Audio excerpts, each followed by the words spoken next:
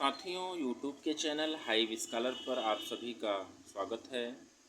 रोज की भांति आज भी हम ट्रिपल सी के 25 महत्वपूर्ण प्रश्नों की श्रृंखला लेकर आपकी सेवा में उपस्थित हैं। ये 25 प्रश्न आपके ट्रिपल सी की परीक्षा के लिए बेहद इम्पॉर्टेंट होने वाले हैं।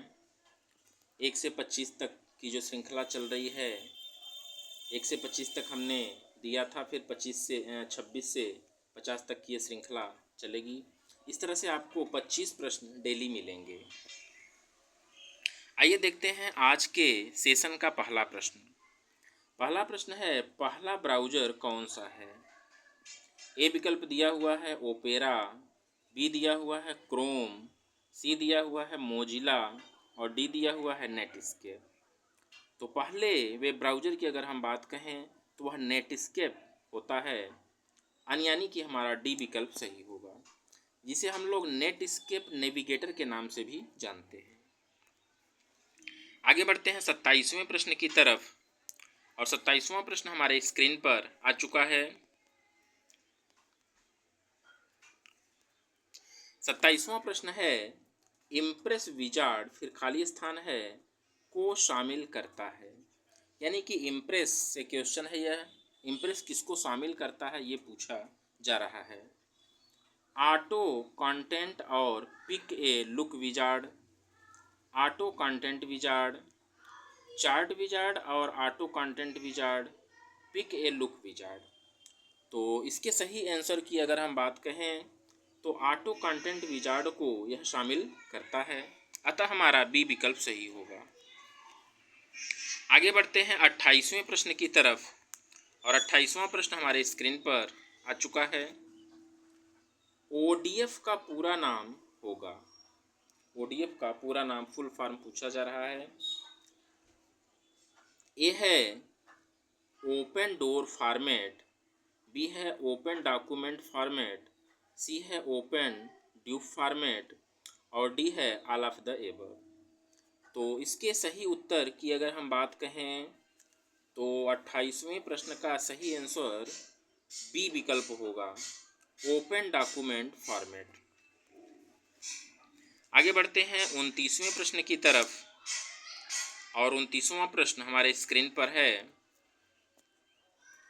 एक से अधिक चुने गए सेल को मर्ज करने के लिए और कैल्क एवं एक्सेल में खाली स्थान है बटन पर क्लिक करेंगे। किस बटन पर हम लोग क्लिक करेंगे? ए विकल्प दिया हुआ है सेंटर, बी दिया हुआ है स्प्लिट, सी दिया हुआ है स्प्लिट एंड मर्ज, डी दिया हुआ है मर्ज एंड सेंटर। तो एक से अधिक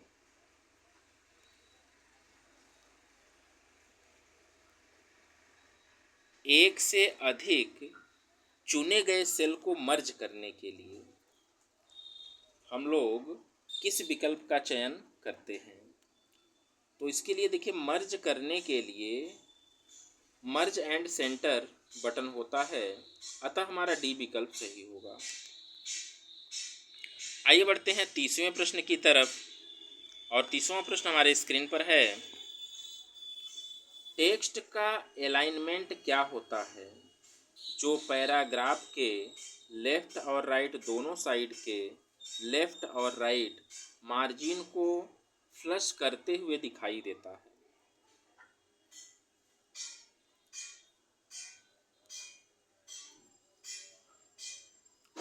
प्रश्न को समझिएगा जरा सा।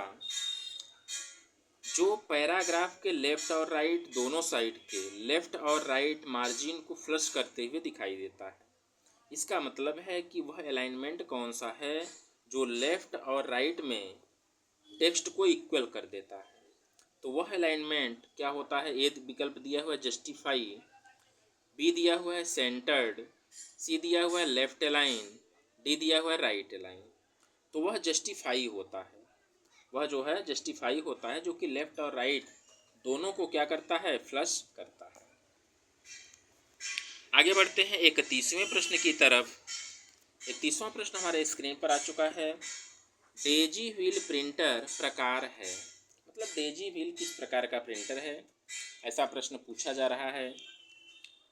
ए है मैट्रिक्स प्रिंटर, बी है इम्पैक्ट प्रिंटर, सी है लेजर प्रिंटर और डी है मैनुअल प्रिंटर। तो डेजी व्हील प्रिंटर जो होता है वह इम्पैक्ट प्रिंटर के अंतर्गत आता है, अतः हमारा बी विकल्प सही होगा। ठीक है, इम्पैक्ट और नॉन इम्पैक्ट दो तरह के प्रिंटर होते हैं, ऐसा आपको बताया गया है। तो आइए आगे बढ़ते हैं। 32वां प्रश्न हमारे स्क्रीन पर है। जब लिब्रे ऑफिस राइटर लोड होता है तो स्क्रीन पर प्रदर्शित डॉक्यूमेंट नेम होता है। लिब्रे ऑफिस राइटर जब लोड होता है तो स्क्रीन पर क्या प्रदर्शित दिखाई देता है, ऐसा प्रश्न कहा जा रहा है। अनटाइटल्ड 1, बी दिया हुआ है डॉक्यूमेंट, सी दिया हुआ है DOC डॉक 1 और डी दिया हुआ डॉक्यूमेंट नेम प्रदर्शित होगा। तो अनटाइटल्ड 1 टाइटल बार में जो है अनटाइटल्ड 1 लिखा हुआ दिखाई देता है, अतः हमारा ए विकल्प सही होगा। आगे बढ़ते हैं 33वें प्रश्न की तरफ। लिब्रे ऑफिस कैल्क में वर्कशीट की अधिकतम संख्या कितनी होती है। ए विकल्प दिया हुआ है 256, बी दिया हुआ है 1028, सी दिया हुआ है 10,000 और डी दिया हुआ नन ऑफ द एबव। तो कैल्क में वर्कशीट की अधिकतम संख्या पूछी जा रही है, तो अधिकतम 10,000 वर्कशीट को हम क्रिएट कर सकते हैं, अतः हमारा सी विकल्प सही होगा। आगे बढ़ते हैं 34वें प्रश्न की तरफ। 34वां प्रश्न है,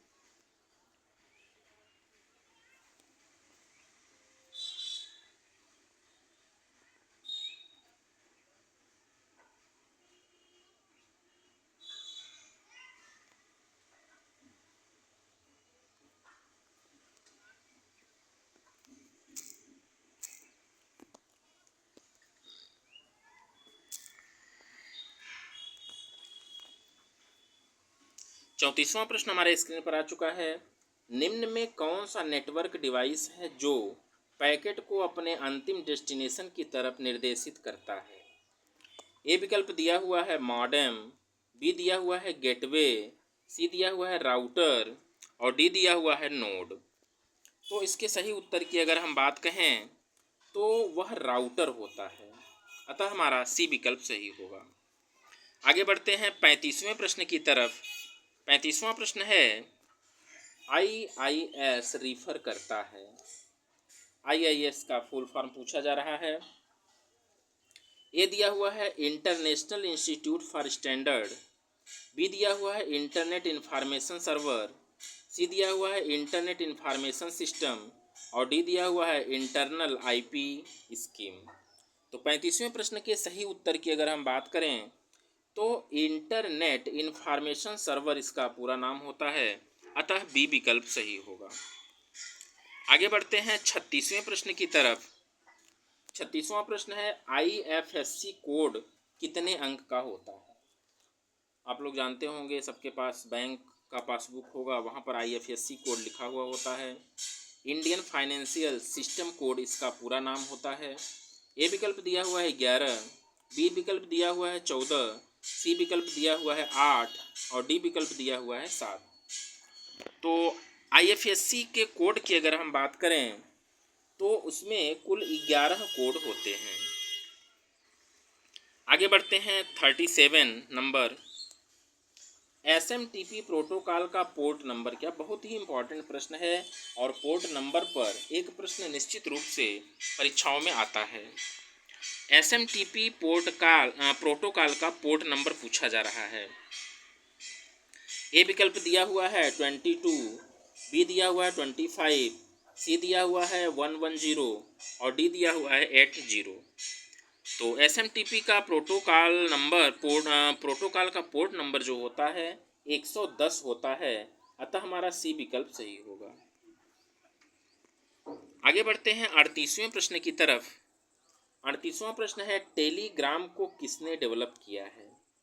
एक विकल्प दिया हुआ है केविन एस्ट्रॉन, बी दिया हुआ है पावेल दुराव, सी दिया हुआ है केविन सिंस्ट्रॉम और डी दिया हुआ है रेड हॉफमैन। तो 38वें प्रश्न के सही उत्तर की अगर हम बात कहें तो पावेल दुराव, टेलीग्राम का आविष्कार किसने किया है? पावेल दुराव ने। अतः हमारा बी विकल्प सही होगा। आगे बढ़ते हैं 39वें प्रश्न की तरफ। 39वां प्रश्न है 22वां अंतर्राष्ट्रीय ई गवर्नेंस सम्मेलन कहाँ हुआ था? ए दिया हुआ है नई दिल्ली, बी दिया हुआ है शिलांग, सी दिया हुआ है ईटानगर और डी दिया हुआ है इनमें से कोई नहीं। तो 22वें अंतर्राष्ट्रीय ई गवर्नेंस सम्मेलन का आयोजन जो है कहाँ पर हुआ है, ऐसा प्रश्न पूछा जा रहा है।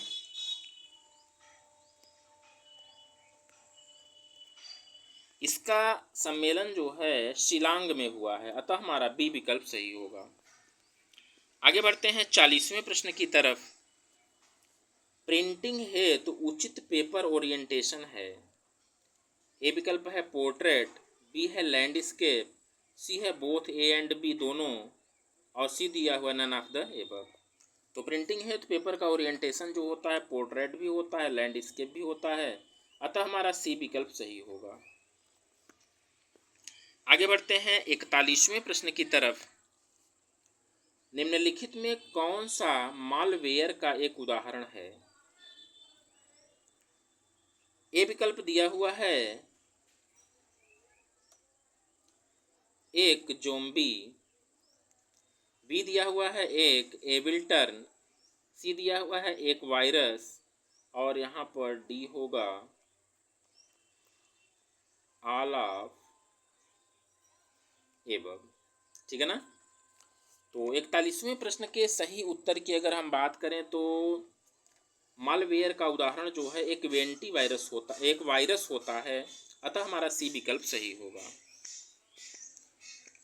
42वां प्रश्न हमारे स्क्रीन पर आ चुका है। 42वां प्रश्न है माइक्रोसॉफ्ट क्या है? ईमेल यूजर एजेंट का उदाहरण है। ईमेल यूजर एजेंट का उदाहरण पूछा जा रहा है, क्या है? ए विकल्प दिया हुआ माइक्रोसॉफ्ट आउटलुक, बी दिया हुआ है एप्पल मेल, सी दिया हुआ है ऑल ऑफ द एबव और डी दिया हुआ है इनमें से कोई नहीं। तो 42वें प्रश्न के सही उत्तर की अगर हम बात करें तो माइक्रोसॉफ्ट आउटलुक होता है, ईमेल यूजर एजेंट का एक एग्जाम्पल होता है यह। आगे बढ़ते हैं 43वें प्रश्न की तरफ। 43वां प्रश्न हमारे स्क्रीन पर है। आप मौजूदा कैल्क डेटा को एडिट कर सकते हैं प्रेस करके। तो डेटा को एडिट करने के लिए कौन सा बटन होता है, ऐसा पूछा जा रहा है। ए दिया हुआ है F1 की, बी दिया हुआ है F3 की, सी दिया हुआ है F4 की और डी दिया हुआ है F2 की। तो 43वें प्रश्न के सही उत्तर की अगर हम बात करें तो इसके लिए F2 बटन होता है, अतः हमारा डी विकल्प सही होगा। आगे बढ़ते हैं 44वें प्रश्न की तरफ। पहला पोलिश एंटीवायरस सॉफ्टवेयर है। पहला पोलिश एंटीवायरस सॉफ्टवेयर कौन सा है? ए विकल्प दिया हुआ है MKS-VIR, बी दिया हुआ है नॉर्टन, सी दिया हुआ है पांडा और डी दिया हुआ है उपरोक्त में से कोई नहीं। तो 44वें प्रश्न के सही उत्तर की अगर हम बात कहें तो MKS-VIR होता है, यानी कि ए विकल्प हमारा सही होगा। आगे बढ़ते हैं 45वें प्रश्न की तरफ। 45वां प्रश्न है, खाली स्थान है पहले ही, की आवश्यकता होती है जब एक समय में एक से अधिक व्यक्ति सेंट्रल कंप्यूटर का उपयोग करते हैं। ए विकल्प दिया हुआ है टर्मिनल, बी दिया हुआ है माउस, सी दिया हुआ है लाइट पेन और डी दिया हुआ है डिजिटाइजर। तो 45वें प्रश्न के सही आंसर की अगर हम बात कहें तो वह टर्मिनल होता है, अतः हमारा ए विकल्प सही होगा। 46वां प्रश्न हमारे स्क्रीन पर है। स्क्रिप्ट टैग को रखा जा सकता है। टैग को रखने की बात कही जा रही है। कहाँ पर इसको रखा जा सकता है? हेड में, बॉडी में, बोथ ए एंड बी, उपरोक्त में से कोई नहीं। तो इसके सही उत्तर की अगर हम बात कहें तो हेड में भी होता है, बॉडी में भी होता है, तो हमारा सी विकल्प सही होगा। 47वां प्रश्न आ चुका है हमारे स्क्रीन पर। अधिकतम रकम का चेक हो सकता है, यानी कि चेक कितने तक का हो सकता है ऐसा पूछा जा रहा है। ए विकल्प दिया हुआ है 100 करोड़ रुपए, बी दिया हुआ है नो लिमिट, कोई सीमा नहीं, सी दिया हुआ है 1 करोड़ रुपए और डी दिया हुआ उपरोक्त में से कोई नहीं। तो चेक की जो अधिकतम सीमा होती है वह असीमित होता है, यानी कि चाहे जितने का चेक आप काट सकते हैं। अतः बी विकल्प हमारा सही होगा। आगे बढ़ते हैं 48वें प्रश्न की तरफ। 48वां प्रश्न है ई वॉलेट का इस्तेमाल होता है। ई वॉलेट का प्रयोग कहाँ पर होता है? ए है चेक पेमेंट, बी है कैश पेमेंट, सी है डिजिटल पेमेंट और डी है इनमें से कोई नहीं। तो ई वॉलेट का प्रयोग जो है हम लोग डिजिटल पेमेंट में करते हैं, सब लोग जानते हैं इसके बारे में, ठीक है। डिजिटल पेमेंट में ई वॉलेट का प्रयोग होता है। आगे बढ़ते हैं आज के सेशन का सेकंड लास्ट क्वेश्चन, यानी कि 49 क्वेश्चन। 49 नंबर का क्वेश्चन है। खाली स्थान है, एक इंटरप्रेटर नहीं है। पूछा जा रहा है कौन सा इंटरप्रेटर नहीं है। तो ए विकल्प दिया हुआ है CGI, बी है जावा, सी है HTML और डी है HTTP। तो इसके सही उत्तर की अगर हम बात कहें तो HTTP होगा, क्योंकि HTTP क्या है? एक प्रोटोकॉल है। यह जो है एक प्रोटोकॉल है।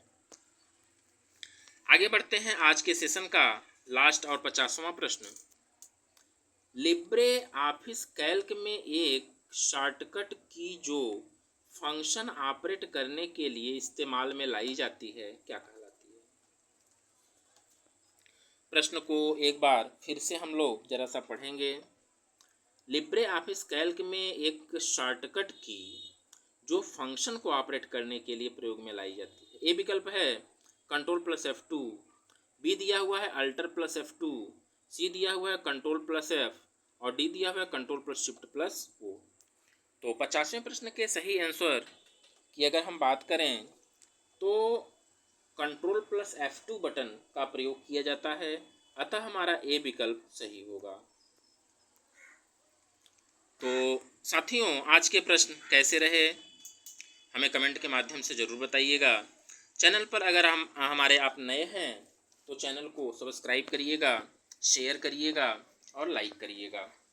आपका एक शेयर, एक लाइक और एक सब्सक्राइब हमारे लिए मोटिवेशन का काम करेगा और वह मोटिवेशन हमें नियमित रूप से वीडियो देने के लिए प्रतिबद्ध करेगा।